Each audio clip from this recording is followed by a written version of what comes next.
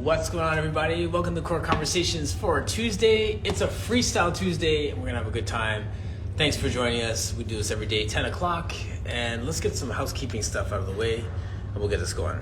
So, Core Conversations podcast. Like, subscribe, and share.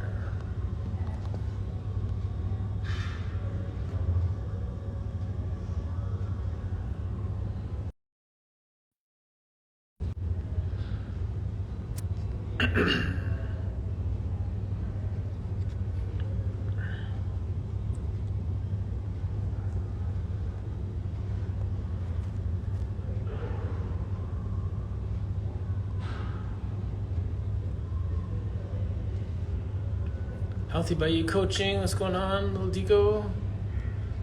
Hi, Renee.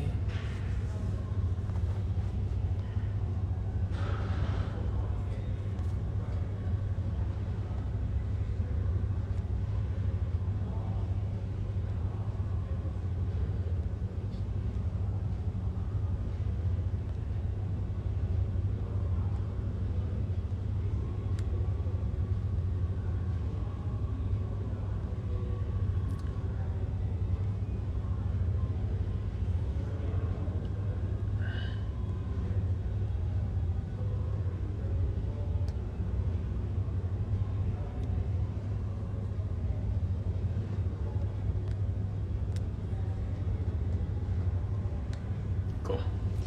All right, Pilates Lab Buffalo. I need to send you an apology, Pilates Lab Buffalo. I realized that I missed a whole opportunity to do a shout out. I read the email wrong and I missed it, so I apologize for that. But still need to have you on at some point to have a conversation. So let's have that. Let's get that going. Phil, what's going on?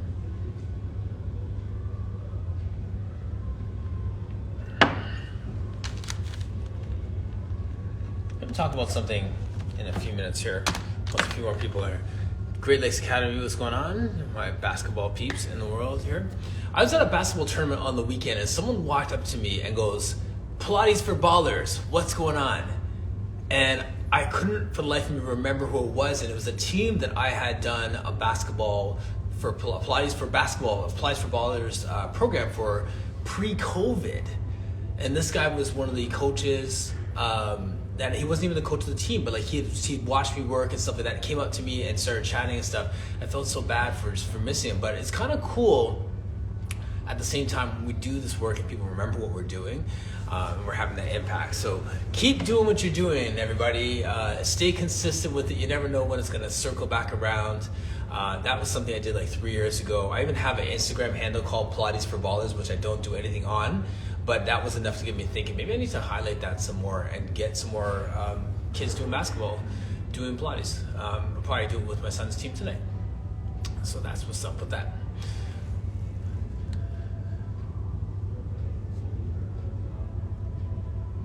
And actually the borders are, not borders, Phil will know, today in Ontario, and I'm not doing a news segment by any means, but vaccine passports and capacities open up again, so that should open up things a little bit more for our businesses. So if you have any online classes, workshops, stuff that are coming up, please let us know. I know Pilates Lab Buffalo has some stuff coming up. If you want to just put it in the chat, any workshops, things that are coming up, please do that so we can cheer you on. And that's about that. What do I have going on? I have online classes. I have an online Pilates class today. Today, Thursday, and Friday, I do online classes. You're more than welcome to join me. If you want to be a face in the crowd, let me know, and I will connect you with a link for the class. If you have any guests, if you want to join us, let me know. I'll send it. And if you have any clients, loved ones that you think need to try this Pilates thing, never done it before, or they don't appreciate what you do or don't know what you do, not they don't appreciate, but don't know what you do and want to kind of expose them to a different way, let me know and we'll get them in. It's always fun to have a different perspective, different set of eyes on your people.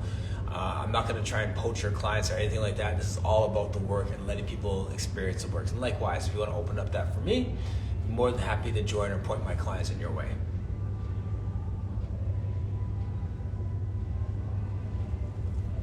So Phil, what are you up to? And Renee, how are you?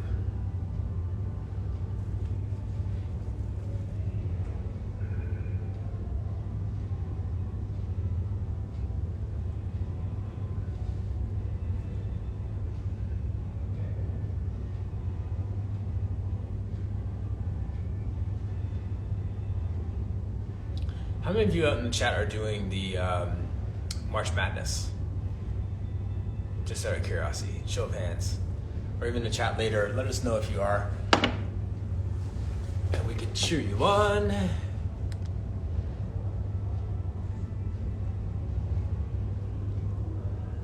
Hi, Margot.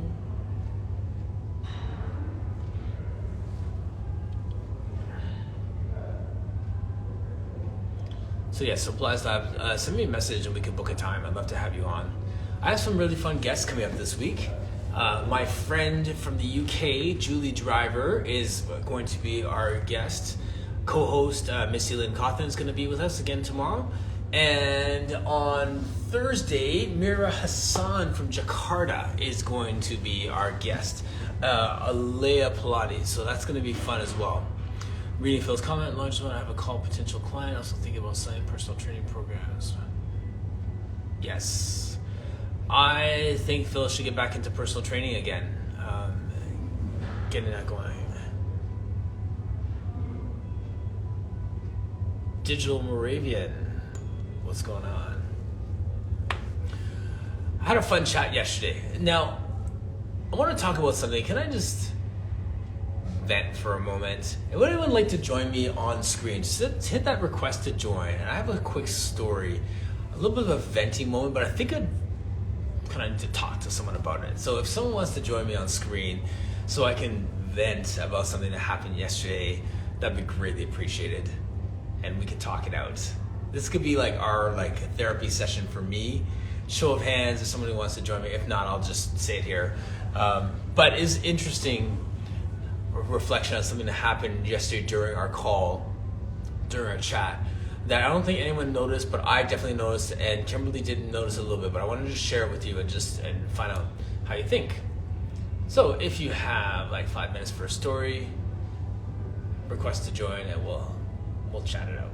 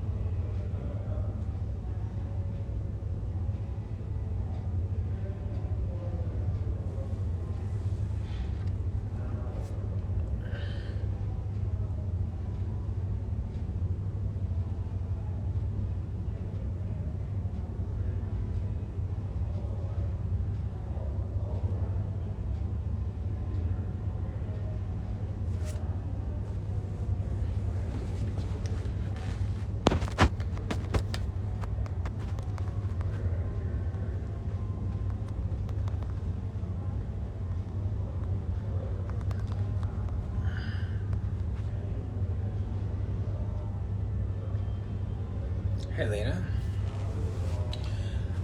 Yes, so had a great chat with Kimberly yesterday, and I think we covered the whole gamut of interpersonal relationship stuff, from marriage to clients to business to independent contract working relationships to on-demand platforms and growing your business, maturity and learning the Pilates system, and all kinds of fun stuff, everything in between. So it was a really fun chat, and I strongly encourage you to check that out. Christina, what's going on? Christina, do you want to join me on screen for a second? I have a story to share, and I know you're busy running around with your kids, but if you're good to go, just sharing that I have something that happened yesterday. I'd like to just talk it out with somebody. But that being said, while I'm just waiting for a response from her or anyone else, We talked about so many things. It was almost like a recap of our last conversation Kimberly and I had, where I feel like we could have just gone on forever about a bunch of stuff. But something happened yesterday, and I am going to talk about it with Christina.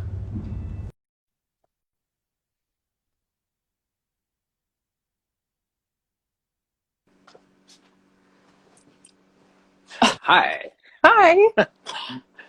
You look so nice. What's going Oh, on? You're not thanks. in like workout I'm gear. actually I'm supposed to be recording a podcast right now, and I have a no-show. So Oh here we no.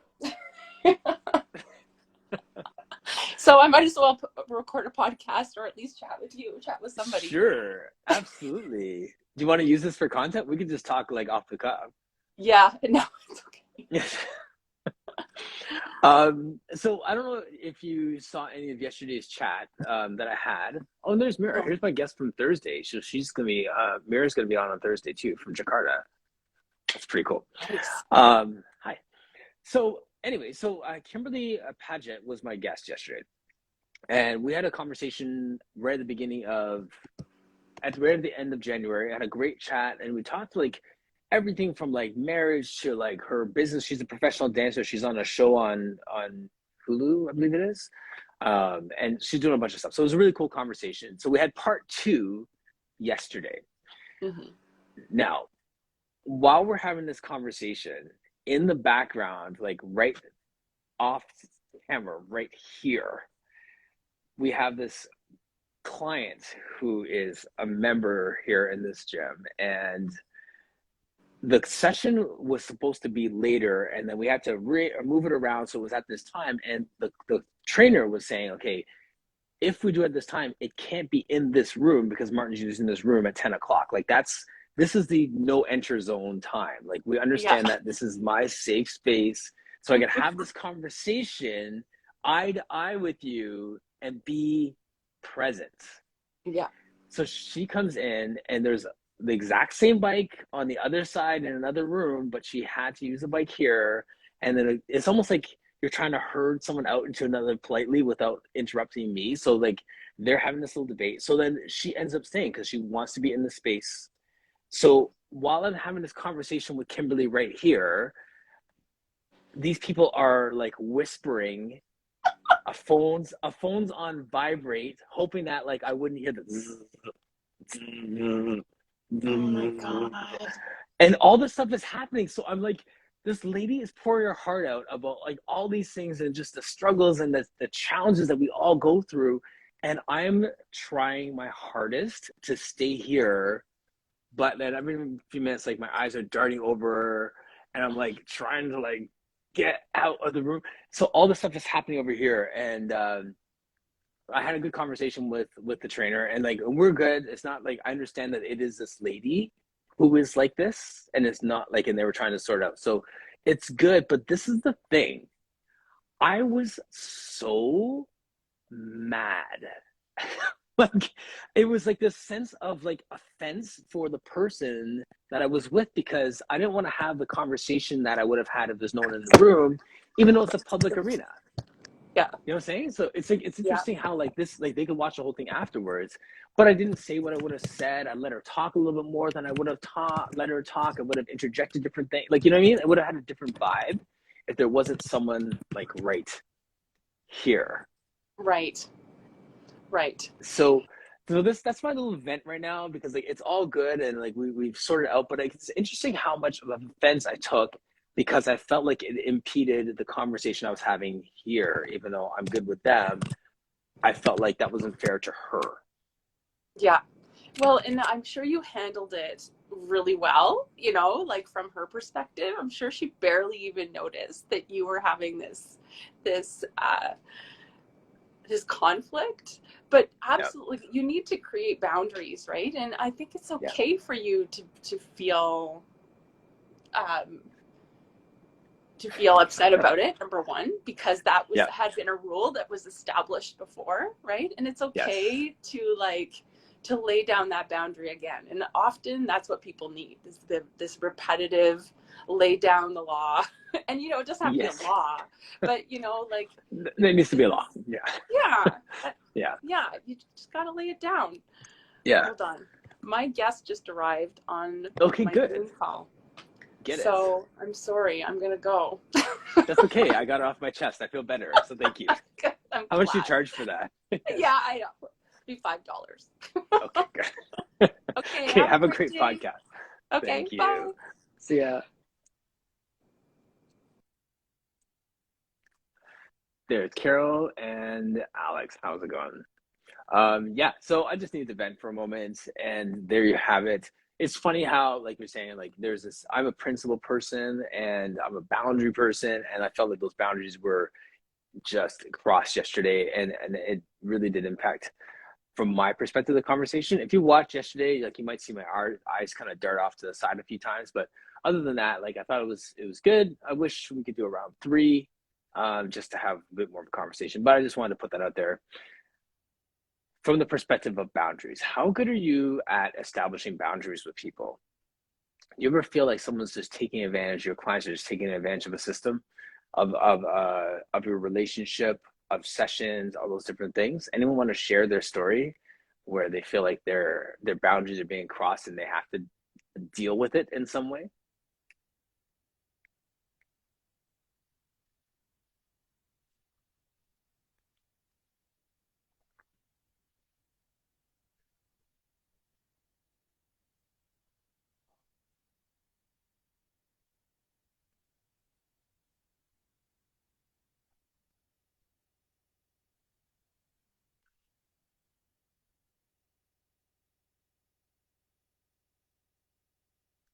And I think it's funny, just as I was reflecting on it yesterday, like how long it took me to shake that, because of just the feeling like I could have done more with the conversation. I could have connected in a different way. I coulda, right? So just wanted to share that.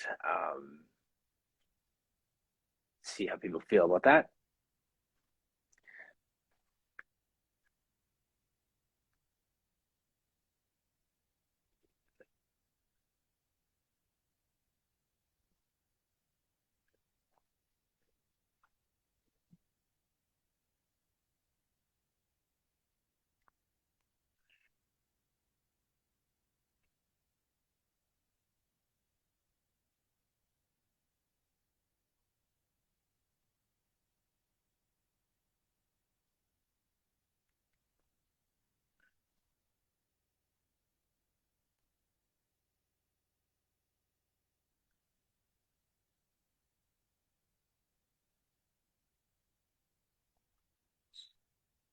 All right, just typing some freestyle.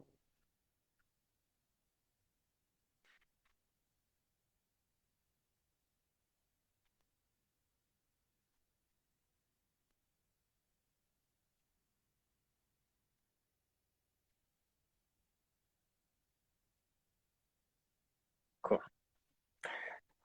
Amit, good to see you, my friend. Yeah, Carol, it's no big deal. In terms of what happened, it was just a conversation, but like I just, in the background, I just had a client who just sauntered into the room during the thank you. Um, Sauntered into the room during the no enter zone, and it took everything in me to stay locked in the conversation. And it's just an interesting higher level conversation around boundaries and expectations. Because if you watch yesterday's chat, you wouldn't really notice anything different other than like maybe once or twice. Like I tried to not do it very much, but like it was almost exhausting to stay in the conversation, to listen, to follow, to think of the next question when there's someone in the room who's not supposed to be in the room, doing the workout, whispering, phones going off, all those different things. And I feel like this is the thing.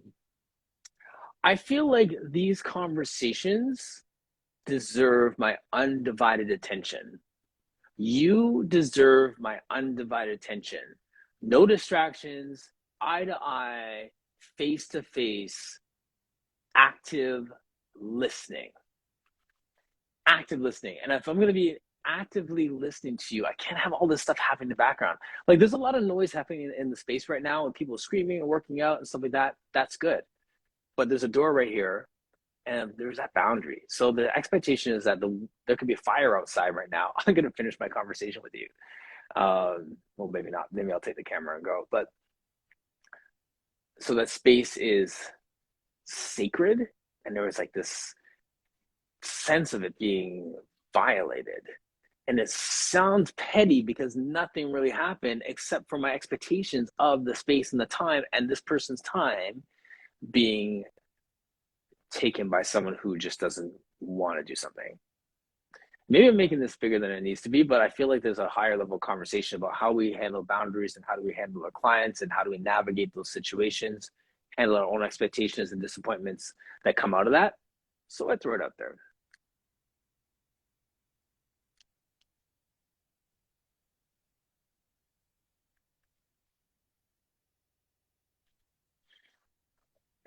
And I'm glad, as the applied seeker says, and I did not notice. Glad you didn't notice. Tried to be professional. Inside, everything was screaming. Whew, like everything was like, ugh. But smile and nod.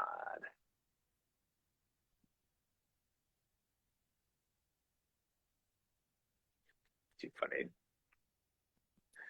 Anyway, Amit, how are you doing, sir? How is your space? I know that you moved. What's going on with your sessions? I quoted you the other day talking about people who just do Pilates. So, reading your comment, funny. Totally, I feel my best as a teacher when my clients have my undivided attention.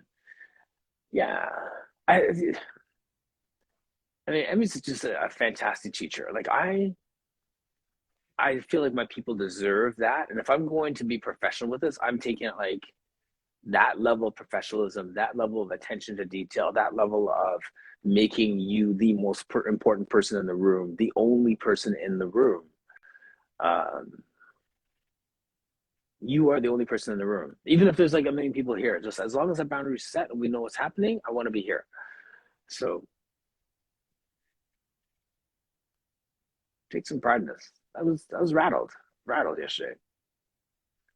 Interesting. Communication is an art.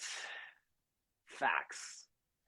It is. I really believe that it is. So many different levels of communication, and that's funny, right? Like, I mean, like with that, if we break that down for a moment, with that distraction there, like I was like, keep eye contact, listen harder.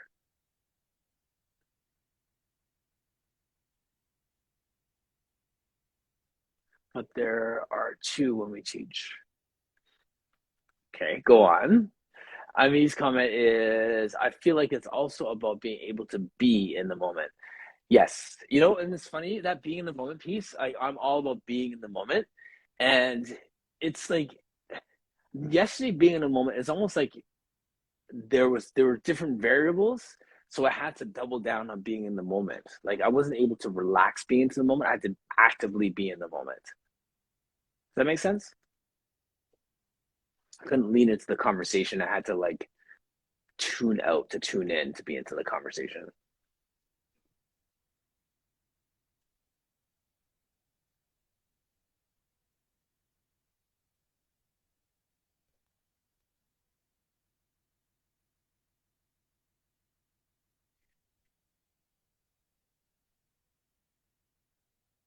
Effort. I'm all about effort, but I'm also all about boundaries and principles and rules. And I can be dogmatic with those things. I like things to just be as we mutually agreed upon it being. Pilates thinker saying, to me, teaching has always begins with an agreement and boundary making. Right. No, I got you.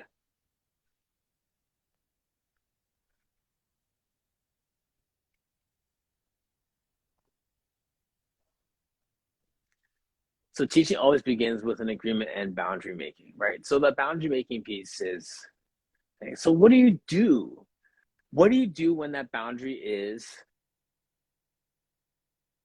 when there's like someone has broken that boundary or stepped over that boundary? Well, like, what do you do then? What's the conversation look like? Don't do that again, please. Let it go. Make a fit out of it. follow up? Like, I mean, like what is the next step after that boundary has been, there's an infraction of that boundary?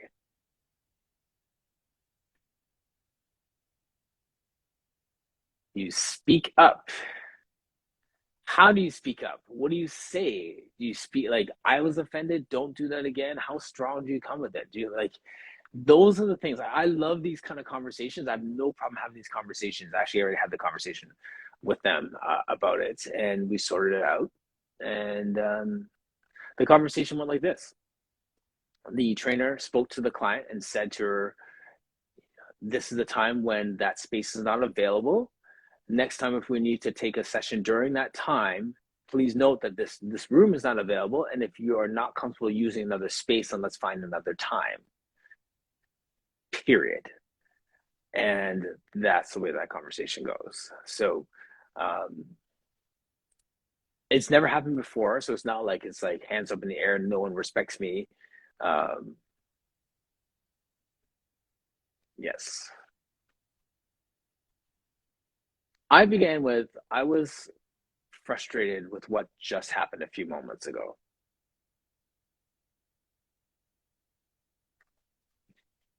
And the conversation went from there. Plus, thinker saying, you begin with, can we talk? I'm feeling. I love the way that the Plies thinker just puts her one lines. It's like you're just like hanging on, waiting for the next comment to come up. It's like a telegram coming through, a message from the moon or something.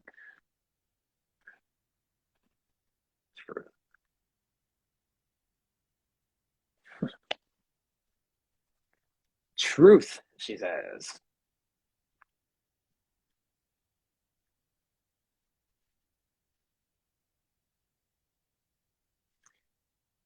I was feeling frustrated with what just happened, and then the trainer explained it, and she assumed that the client would have understood that this room wasn't available, but she insisted on it. So next time, it's more of a stronger conversation she's having with the client, and it won't happen again. So we sorted it out, and I apologized to my guest yesterday, who didn't even hardly notice it, so it's no big deal there. And then I'm just dealing with my feelings of someone not respecting that boundary. And that's where we are. So I don't think we need to beat this up anymore. But I think that is one of those things where these are good conversations to have, because sometimes as warm, fuzzy Pilates people, it's one of those things that we kind of let slide, and then it happens, and then it happens again, and then it happens again. And then we never find a vocabulary to enforce our boundaries and for the sake of others, and to make sure that we have a safe space so everyone can feel free to grow, move, and live. So that's why I throw that out there. Like, I mean, obviously I'm a grown man. I could deal with it. Didn't cry last night about it, but I felt it was something I could still bring up because it was that important to me. Funny, actually, the door just kind of clicked for a second, and I turned like, okay, there better not be someone else coming in right now. So maybe there's some trauma there. Jokes. Too funny. All right, Amit, let's see here. It's probably better to start with how you feel rather than say that this can be perceived as blame. True. Yes, exactly. You know, and that's it right there. This is my feelings. I don't want to put it on as an offense. Like, you failed. You. This is how I felt. This is where we are. But yes, your space, your rules, and these are mutually agreed upon rules. So it's not like we have. I'm asking for something unreasonable. This is something that we've all agreed upon. So apologies all around, all good. And no offense, I'm not going to be like scowling at this client next time I see her or stuff like that. Like, we're all good. Ultimate Pilates Dubai, how are you? Good to see you. I think you haven't been on in a while. So yes, so I vented for the last half an hour, and here's another comment coming through. I would also like to say something like, for me to be the best teacher, for you to be the best, we need to. Yes, right, exactly. That's ultimately it. That really is it. Because when it comes down to it, it's not about anything other than me wanting to be the best at what I do and creating space for that to happen. And that's what it comes down to. So you need to follow these rules. These are the rules of engagement. Yes, Stefan, how are you doing? Seed for Greatness. So that was good. Who out there is doing March Madness? Just out of curiosity, show of hands. Any of you out there do that? Do it with your clients, post all those different things. I think it's a great initiative. It's not like I have an opinion on it like one or the other in terms of like something to call people out on. Nothing like that. I like it. I like celebrating anything that celebrates movement, exposes people to movement, inspires movement. I'm down. I hope that people feel the same and don't make it a thing of anything messier than that. Like I just like it's good movement. Like life is movement. Speaking of movement, just a random thought. I'm doing these community classes here in Mississauga, and last night I had my Pilates class, which is growing, and there's people who are coming from different spaces, and they heard that there's a class happening at this new building and all that warm, fuzzy stuff. And then after my class, I was talking with the next class that's coming in. So there's a Zumba class that's coming in, and there's people who come in to do the Zumba class, and that's great. Having this nice chat with these wonderful ladies there. And one of the ladies says to me, not knowing that I'm the instructor, I hate Pilates. It's too boring. And then she's like, oh, sorry, no offense, da, da, da. Just every time I'm in a yoga class and then they pull out a Pilates exercise, I'm like, this is too boring. The 100 takes too long. It's boring. And as soon as someone says that to me, I'm always curious to find out what was their experience of Pilates, who taught them Pilates, what exercise did they do in this Pilates space to make them say, 1, I hate Pilates, 2, it's boring, 3, the 100 is just a dumb exercise. You're entitled to your opinion, but I'm always curious about your experience.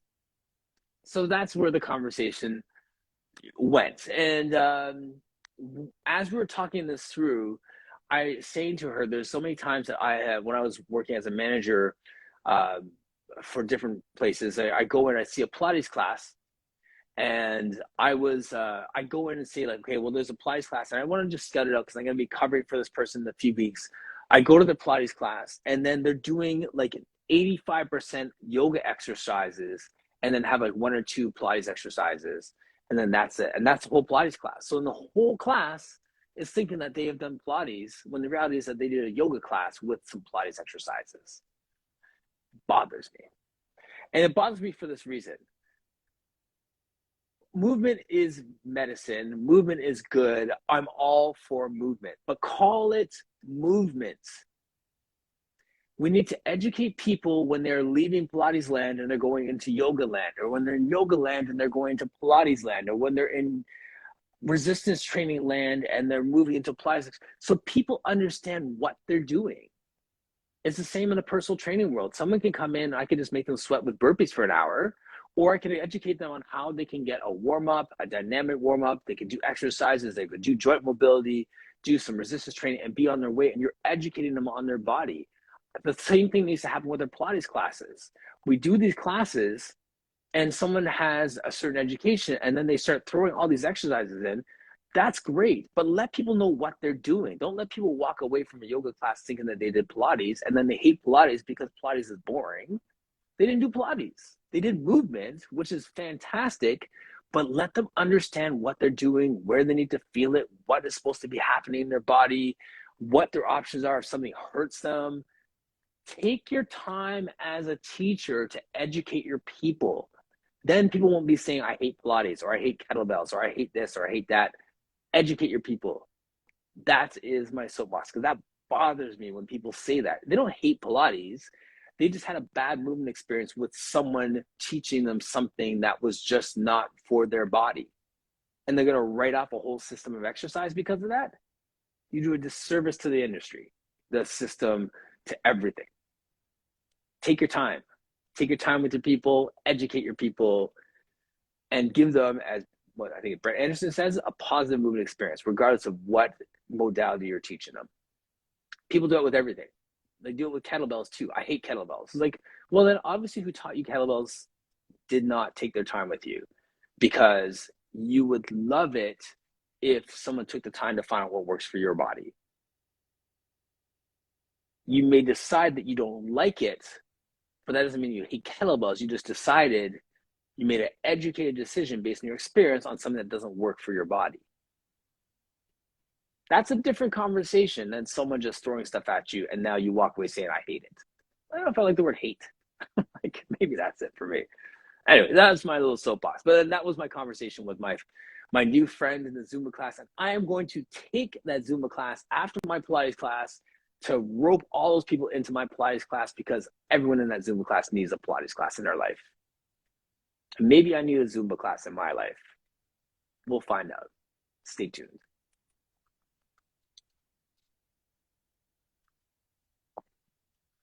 Yes, Shape Pilates. She said it takes too long.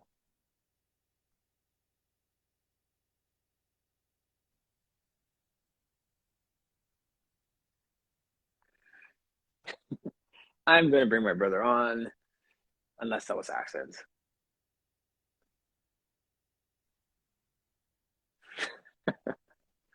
Hey, what's going on? Hello. So I just got off my call, so I didn't actually hear most of that. It sounded like quite the rant. But I did hear Martin's doing Zumba, and I couldn't help but get myself and get on here. Yes. I did Zumba once before. Did you? Actually, oh yeah, I did it back in the day. And then my Alice is now like, she's trolling me saying I used to come to Zumba class all the time. I think I did it once.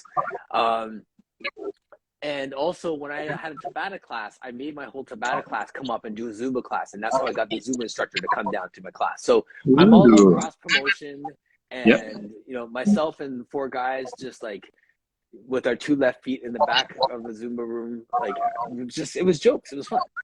It's fun. You know? I as a fitness manager, I had to cover Zumba like 2 or 3 times, 5 or 6 times, and they would always be like, "Oh, Phil, the Zumba instructor is not there." I'm like, "Let's go!" And I do go in there, and they're all like, the people who are used to this particular Zumba instructor being late were always so stoked for me to be in there, and so yeah. I don't know how to do Zumba. I would just go up there and move, right? Just dancing to the music, because the music's fantastic. I was going to ask you, though, you'd said something about people hating kettlebells and not enjoying Pilates, but then because they didn't have a good experience with Pilates because it wasn't actually Pilates, or the instructor didn't explain it properly, right? Yes. Do you ever have, because I'm not a Pilates guy, but I'm also a movement guy. Do you ever have people move like a pseudo assessment to see what their strengths are, because their body speaks to you before they even tell you what's going on, really? See what their strengths are, see what their weaknesses are, and then plan something that caters to their strengths so that they have a good experience? So now there's some schools, I believe Bassi has like our Polestar. Someone in the chat help me. There are some different organizations, like Pilates organizations, that actually have a movement screen that they take everyone through as they start. I've used movement screens in the past, and now I'm at a place where I think I just basically have the conversation, get them moving through the first few exercises and get a sense of what that is, and then let those first few exercises tell me where we need to go next. Gotcha. So you don't, you know how, so when you're in the business of movement, you have this superpower where you can look at somebody and be like, okay, they need this, or okay, this movement's going to be challenging, so let's get them to do a challenging movement, and they'll be like, oh, this is so hard, and then get them to do like one of their strength movements, and then they're just like, oh, I can do this so easily. Like, wow, that's amazing. Most people can't do this, blah blah blah, right? Right. And then right. So I feel like every time and any time that I've had a client that decided, you know what, I really want to work with you, I've either challenged them because they are one of those challenge accepted kind of people. I've catered to them because they need that encouragement, or right, like you can speak to their body and speak to their personality and find that upward trend so that they feel good at the end, regardless of if they're going to continue to work with you or not, right? Yes. That's exactly it. So there's an art to that. And I just had a new client just before we came on screen, and she was a lady who had a thyroid issue which caused her to gain weight. She loves working out. She's really, really strong, but now she wants to lose weight and wants to see how Pilates is going to work for her. So her mindset is, I'm going to muscle through this Pilates stuff. So I had to appeal to her with exercises that are going to challenge her so she feels good, but then also give her opportunities where she could see the challenge of it. So she was able to do some exercises, and it was easy for her. And then I gave her a different challenge that challenged her mobility, and she's like, "Oh, my hips are always tight." So as we got through it, she recognized where there were opportunities for her to improve, but then also where she was feeling good about the work she's put in before she came into the Pilates space. Nice. And so then did she appreciate and look at it as an opportunity, or did she look at it as a setback and something that's going to discourage her from moving forward, right? Yeah, I hear what you're saying. I was trying to flirt with that line where she'd feel enough of a challenge that she'd want to come back, but not so little that she feels like Pilates is easy compared to what I was doing before. Yeah, and that's the tightrope walk that you have, right? Every single instructor has this right? Right. Because if you can't, then they're gone. And if you can, then they're like, yes. Right? But if you go too much either way, it's like it's lost. Right, exactly. And then there's someone I had the other day who had more injuries. So then we're taking more of these gentle movements to convince her that she can get through a whole hour. Yes. Yeah, I mean, it's to someone on the other end of the spectrum. So if I gave her one exercise that I gave this lady today, she'd be like, "I'm out. I can't do this. Let me go to my physiotherapist for 6 more weeks and come back." Yeah. Yep. So you have to be dynamic enough, but sensitive enough to the actual person in that space in that moment. Yes. So that they can have a successful and engaged, enjoyable experience. Right. Do you got a minute? I'm gonna see if Amit wants to come on to chat, or do you gotta jump out? Okay, cool. No, I'm good. Do you want to join? Okay, I'm gonna bring him on if he's free, and also I can bring on Brooke too. I two other people want to join us. You can say no, but I'll bring you both in. Because so it's just interesting with the last two people, and there's Amit. This is hello. I mean, this is my brother Phil. Hi Phil, nice to meet you. Hello, nice to meet you as well. And I mean, you had a couple comments there in the chat. So instead of just reading them back, do you want to just share what you're saying? No, actually, you've just answered them. So I was just writing exactly because the first comment Phil made was about the way I heard it was about working them hard, but then it became much more about looking at the person in front of you. What do they need to get a positive movement experience, which could mean very different things, like you just said, being sensitive to them. I think it's very important to challenge people, but within their scope, right? Like within their abilities, right? You want to give a 90-year-old, I don't know, what are they called? The teasers? What are they? I don't know. Yeah. Okay, great. You don't want to give a 90-year-old or hundreds, or what are those? You don't want to give a 90-year-old the most difficult movement that you can think of just because she said she did Pilates 50 years ago, right? So you have to figure out who's in front of you and then work from there. The body tells you a story, the person tells you a story, and then you have to put it all together and create that atmosphere that allows them to flourish. Yes. Yeah. I'm going to bring in someone else is sending a request here. Wraith? Okay. Sure. Okay, yes. Okay. Hello. Hey. Martin, let me tell you something. You interviewed Kay's son a few months ago, Oliver, in Madrid. Yes, I did. Oh, nice to meet you. Nice to meet you too. That was a great chat with Oliver. Very cool. So what's your thoughts on that? With our with those people, we use the phrase what's it? Cheats the body that's in front of you, cheats to the body that's in front of you. It's one of those terms we just throw around in the Pilates world all the time. And we unpacked it first and now we're back at that. We circle right back to that phrase, right? Well, I think you all have a set of rules, regulations, and things that you learn by, but that doesn't give you any clues really to the person you see in front of you in the classroom. So you just have to do it class by class, because everybody is different every day, every week. So that's the way I kind of look at it. I teach the same things, but probably differently every week. Yes. Because they're not the same. And I had a great teacher, didn't I, Amit?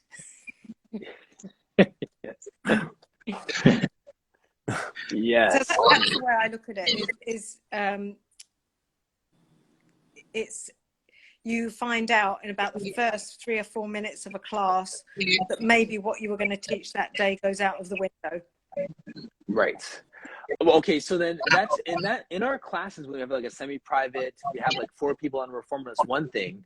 But this lady, this is a community center Pilates class. So maybe 40 people in a class, 25 people in a class. And she's like, I don't like Pilates. That's too hard for me. That's too boring. How do we apply this, teach the body in front of you, communicate, understand when we have like en masse classes like that?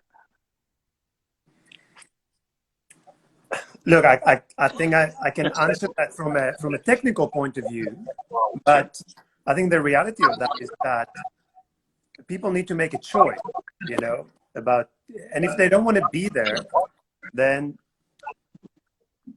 like I don't feel that we need to change them, you know. That's fine. We can have a couple of nature, you know. I think from a technical point of view, the way I would do a class like this, I don't teach it very often, but sometimes when I travel, I teach very big class to mixed levels. And what I would do is I would start pretty much every exercise from a starter level and then build more layers into it. Yes. And I mean, you've taken some of my classes, so you know I don't take forever for every class, for every exercise. But I would very quickly build it up and offer that as an option to push yourself, progress yourself, if you find it appropriate. So I immediately communicate that it's their choice and it's their responsibility, it's not mine, to do it. And they have to make decisions about it. But I think when it's someone who just starts, for me, one of the things I always try to do is pre-sell 3 privates, not 1. So I give a really good offer on 3, because it's, you know, the first time you meet someone, it's really hard to go through even like the most basic human interaction barriers, you know, of embarrassment and expectations and all of that. Plus they have to come and tell you all about themselves and or whatever way you do it, and they feel very, very exposed as well. And all of the equipment is weird, and like Phil said, those names and you know, that's supposed to do and all that. So I always try to pre-sell like an introduction course, privates, and then by the end of those 3 hours, we're much more likely to Yeah, that's a good way to say it. Phil, do you have anything on that, like from your days of teaching? I just have like a question about that. So then, do you pre-frame the class by letting them know that you have these options, or is it something that you do after the class is finished, or is somebody who comes up to you and says, "Wow, that was a really good class," or is it like, are you saying goodbye at the door and like, "Hey, try my class. Hi, try my class. Hi, try my class. Make sure you try my class." Like, how does it work? You mean like the group classes? Yeah, so if you were to do a group and then you were to layer it by doing, you know, starter and then advanced and then intermediate, advanced, like adding these components to the movements so that you have something for everybody. By the end of the class, you're going to have reached, you know, a wide spectrum of people because of how they move and their levels. At the end of the class, are you letting them know that this is what you have? Like, this is how I work my 3 classes, or is it just whoever comes up to you? Or to be fair, I never work in this setting. really. Okay. You know, I don't work in a gym. I don't work in a health club or anything like that. It's just how I teach the classes, and people experience that. They either like it or they don't. They like it, they come back. Like it, they don't come back. Now I teach regularly on those math classes, but like my main work is in the studio. So I work in a studio environment, you know, with 4 people at the same time. Each one with their own individual program. I don't deal with what you're like. I don't have to sell my classes, not in that way. And it's just how I teach. It's just how I develop my skills. And I find that it's very helpful in terms of communicating what I layer things up. I don't have to explain things. I don't have to stop the class and say, we're going to do this, I'm going to demonstrate this, how to do this book, blah, blah, blah, by which time I lose them. I go like, lie down, do this, now add this, now add that. They find themselves doing it. I think so. I have this. Sorry, can I just quickly? So I haven't been, well versed on the Pilates community, but I think that it is important that everybody find their teaching style, right? Because once you find your teaching style, then you can say, this is me, this is how I teach. If you like it, you like it. If you don't, you don't, right? And be confident in that and allow that to foster a nurtured environment, right, for your teaching style and for your self-confidence and everything as an instructor. Like, I guess this is more speaking to newer people that are trying to get into the business, and just knowing that if you have the confidence in the way that you teach and your knowledge base, then you can approach it however you want, because it's really just an extension of your own personality when you teach. Yes. Right? To allow others to come into that. And it's like what you said before, Martin, about what did you say? You said something about having your this actually was a while back now. You said that different teachers talk to different students or something like that. Right? So not everybody's gonna appreciate the way that somebody teaches Pilates, right? There's a different teacher for each student. And they're going to, just like learning styles, right? They're going to absorb and receive the information that that instructor is giving differently. So I just want to say I appreciate how you speak about what you do, because I think it's cool. I was an excellent teacher, and Kay can attest that too. Like, I love taking his classes, and he'll send me the class he just taught, and I'm like, oh, I'm going to have to do this because I know it's going to be so good for me. Like, they're good. So Phil, really you're very welcome to join us, even if you've never done that before. I might take you up on that. So good. Please do. So good. Yes. Yeah. All right. Well, thank you, everyone. I didn't want to take up your whole morning or afternoon, UK people. I appreciate you jumping on. And, Thank you. Lovely seeing you guys. Yes. It was nice meeting you both. Yes, Phil, thanks for dropping some truth in the Pilates space. Appreciate that. You guys can hit that little X in the top corner there, and that's how you get out. Thank you, everybody. Nice.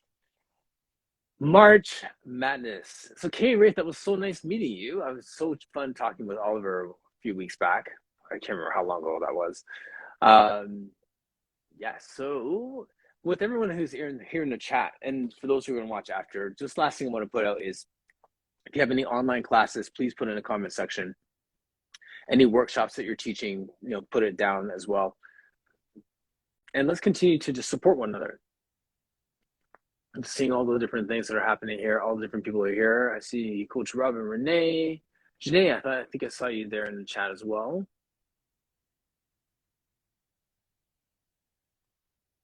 Cool. Carol, thanks for joining us today as well.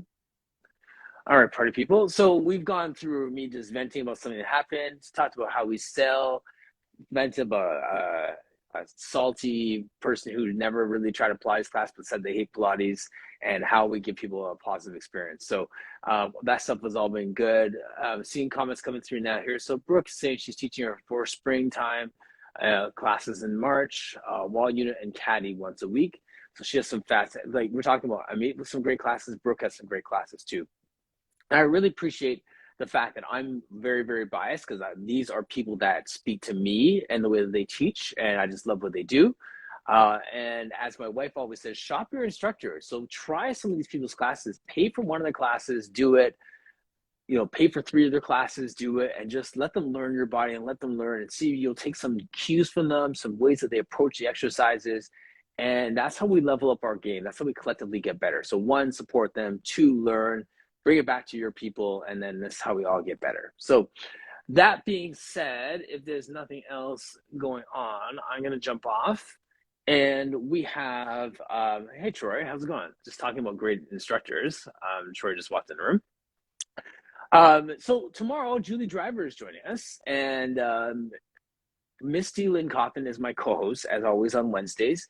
And Julie is talking about just some of her life experience right now with her broken foot and getting back to her Pilates world and finding herself. She's changed the direction of her business. I want to hear what she's doing there. I think it's so cool when people have found a niche and are running with it, unapologetically running with it. So we'll spend some time unpacking that tomorrow. And then on Thursday, we have Mira Hassan, who is in Jakarta. Alea Pilates and her business. So we'll have a chat, and that session is going to be a little bit earlier. So that class will be that core conversations will be at 9 o'clock instead of 10 o'clock on Thursday. So regular time 10.